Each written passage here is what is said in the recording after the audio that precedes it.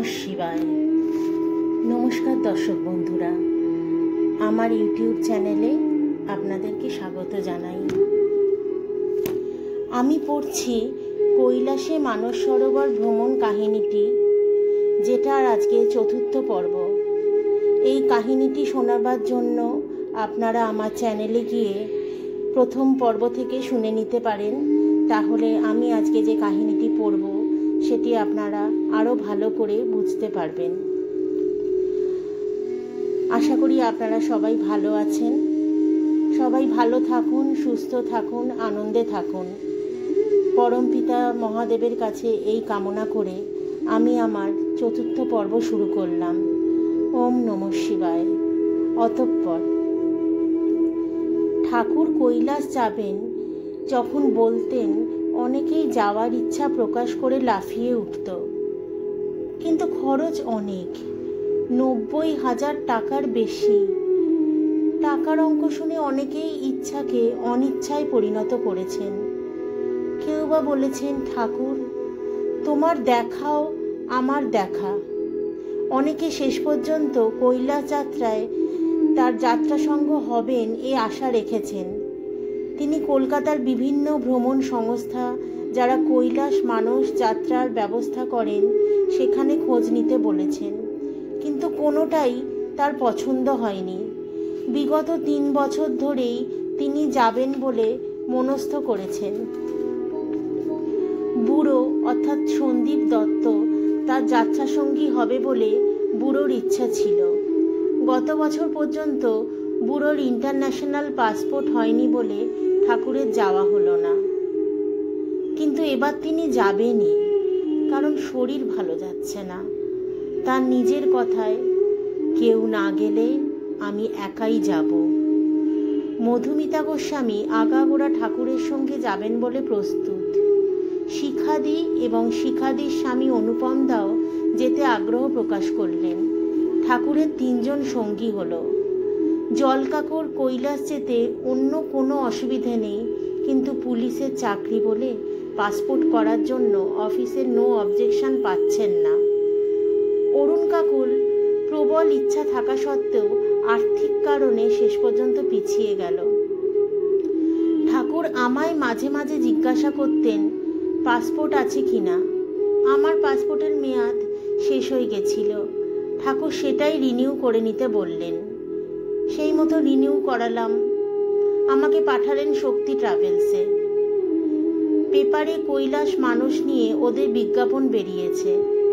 আমাকে বললেন, তুই গিয়ে খোঁজ নে, আমার মনে হয় এরাই ঠিক পারবে। আমি গেলাম ম্যানেজার অরিন্দম বাবুর কাছে। কৈলাস সম্পর্কে বিশদে খোঁজ নিলাম, একটা সিডিও কিনে আনলাম। আমার নির্দিষ্ট কিছু জিজ্ঞাস্য ছিল। অরিন্দম বাবু বলল, কৈলাস নিয়ে যায় ম্যানেজার দীপক সাহা। আপনি দীপক বাবুর ফোন নাম্বার নিন। দীপক বাবু আপনার প্রশ্নের উত্তরগুলো দিতে পারবেন। আজকে উনি অফিসে আসবেন না। আশ্রমে এসে সিডি চালানো হলো। সিডিতে দীপক বাবুকে দেখে ঠাকুরের পছন্দ হলো। বললেন, ইনি পারবেন, ভালো লোক। পরদিন সকালে দীপক বাবু আমাকে ফোন করলো। আমি ওনাকে আশ্রমে আসতে আমন্ত্রণ জানালাম। 2 দিন বাদে বিকেলে দীপক বাবু আশ্রমে এলো, ঠাকুরের সঙ্গে কথাবার্তা বলল। দীপক বাবুও দেখলাম ঠাকুরের ভক্ত হয়ে গেল। ঠাকুর বললেন, আমি মানসের তীরে প্রাণ ভরে যজ্ঞ করব, কৈলাসের পাদদেশে কয়েকদিন রাত্রিবাস করব। দীপকবাবু বলল, ঠাকুর আমি এর আগে 4 বার গেছি, কিন্তু আমি বুঝতে পারছি এবারের যাত্রা অন্যরকম হবে, কারণ ঠাকুর আপনি যাচ্ছেন। যাত্রার দিন ছিল 2 মে। ঠাকুর আমাকে বললেন, তোর পাসপোর্টটা জমা দিয়ে দে। আমি আনন্দে বিহল, কারণ ঠাকুরের সঙ্গে বহু তীর্থে গেলেও কৈলাস যাব এটা ভাবিনি, কারণ এক একজনের যেতে খরচই প্রচুর। বাস্তবে কি কৈলাস যাব এ কথা ঠাকুর যতবারই বলেছেন ততবারই পরে আমাকে বলেছে, অমিত তো যাবেই, কিন্তু আমার মনে সংশয়ই ছিল। কারণ ঠাকুরের সঙ্গে কৈলাস যেতে পারবো এটা সত্যিই আমি ভাবিনি। আমি জানি বুড়ো সঙ্গে যাবে, কিন্তু টাকার জন্য বুড়োও গেল না। ফলে না ভাবাটা যখন সত্যি হয়ে দাঁড়ায় তখন সেটার অনুভব অন্য মাত্রা পায় বই কি।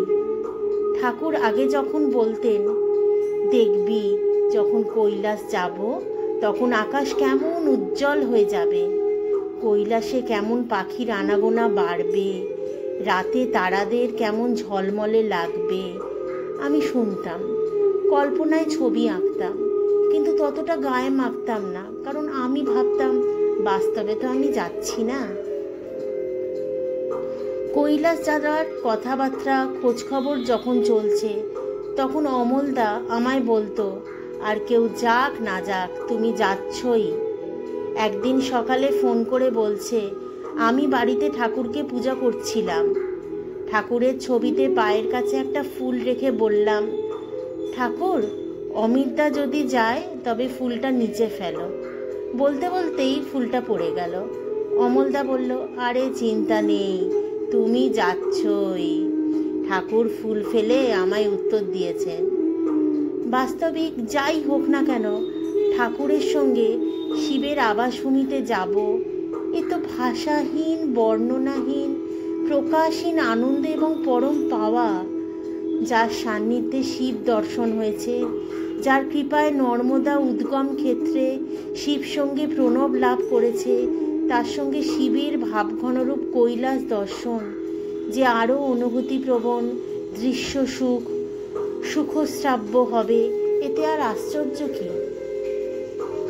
ঠাকুর যজ্ঞের জন্য চন্দন কাঠ, বেলকাঠ, ঘি, বেলপাতা ইত্যাদি যা যা উপকরণ লাগে সব জোগাড় করলেন। কৈলাস ক্ষেত্রে শিব পূজার জন্য নর্মদেশ্বর শিবলিঙ্গকে রূপার গৌরীপট, সাপ ও ত্রিশূল দিয়ে সাজানো হলো। শ্রী শ্রী বিশ্বমাতার ছবি, ঠাকুরের পিতামাতার ছবি ছোট্ট করে বাঁধিয়ে নেওয়া হলো। শিবের রূপোর বেলপাতা, রূপোর চোখ, নাক তৈরি করালেন। প্রসাদের জন্য নেওয়া হলো শুকনো খেজুর, আখরোট, কাজু বাদাম, কিশমিশ। এছাড়াও কিছু ফল যেমন কলা, আপেল, আম নেওয়া হবে ঠিক হলো।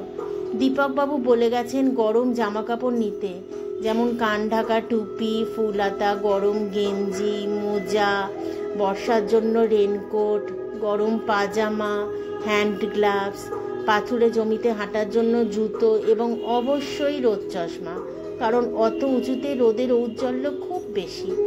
এছাড়া নিলাম ভেসলিন, বোরোলিন, জল পরিশোধনের জন্য জিওলিন, অত্যাবশ্যকীয় ওষুধ যেমন শ্বাসকষ্টের, পায়খানা, বমি, মাথা ধরা, সর্দি, কাশি, জ্বর, চোট, আঘাত ইত্যাদি।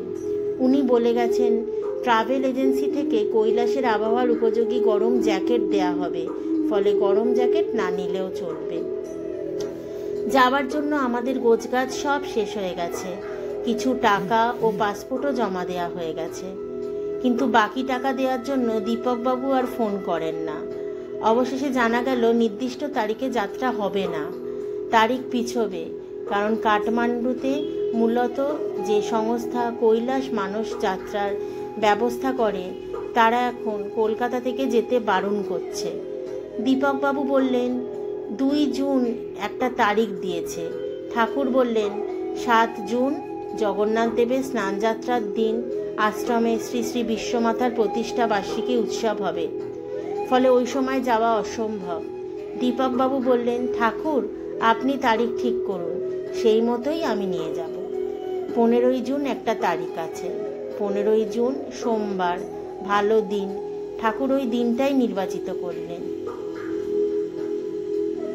বাস্তবিক কৈলাস মানস সরোবর যাত্রায় যে বিশাল টাকা খরচ হয়, সরকারি ব্যবস্থাপনায় গেলে তার অনেকটাই কমে যায়। এত টাকা শুনে অনেকেই ঠাকুরকে বলেছেন সরকারি ব্যবস্থাপনায় যেতে, কিন্তু ঠাকুর বেসরকারি ব্যবস্থাপনায় যেতেই উৎসাহী ছিলেন, কারণ ভারত সরকারের দেওয়া বিজ্ঞাপন দেখে আবেদন করে দিল্লিতে গিয়ে কয়েক প্রস্ত্র মেডিকেল চেক আপ করাতে হয়, তারপর নির্বাচিত হলে টাকা জমা দিতে হয়, লটারি করে দল বিভাগ করা হয়, ফলে কেউ যদি তার নির্দিষ্ট সঙ্গী নিয়ে যেতে চায় তাহলে অসুবিধা হতে পারে, কারণ লটারিতে ওই সঙ্গী একই দলে পড়বে কিনা নিশ্চয়তা নেই। জমা টাকার পরিমাণ প্রায় 50,000 টাকা। যাত্রার দিনও বেশি। যাত্রাপথ ধসবহুল।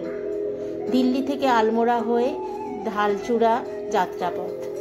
ভারতে থাকাকালীন হুমায়ুন বিকাশ নিগমের গেস্ট হাউসে থাকা খাওয়া হলেও তিব্বত অংশে বাকি পথ নিজেদের রান্না নিজেরাই করে নিতে হয়।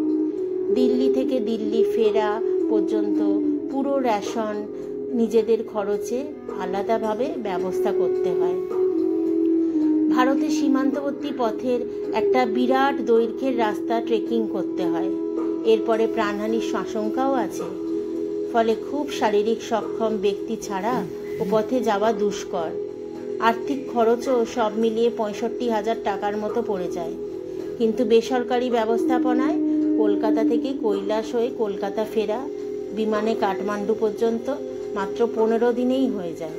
রাস্তায় হাঁটতেও হয় না, পুরোটা গাড়িতে যাত্রা। খাওয়া দাওয়ার জন্য রাঁধুনি, কুলি সবই ভ্রমণ সংস্থার সঙ্গে যায়। নিজের ব্যাগটাও বইতে হয় না। ফলে একটু খরচ বেশি হলেও এ পথে যাওয়াই অপেক্ষাকৃত কম ঝঞ্ঝাটে, কম সময় এবং আরামদায়ক।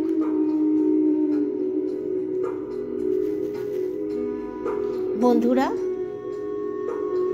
আপনারা নিশ্চয়ই খুব মন দিয়ে আমার গল্পটা শুনছিলেন। আমার কাহিনীর আজকে পর্ব 4 এখানেই শেষ করলাম। কালকে আবার আপনাদের কাছে পর্ব 5 নিয়ে আমি কথা দিলাম ঠিক সময়ে চলে আসব। ততক্ষণ আপনারা আমার এই পর্বটা শুনতে থাকুন। ভালো থাকুন, সুস্থ থাকুন, আনন্দে থাকুন। নমস্কার।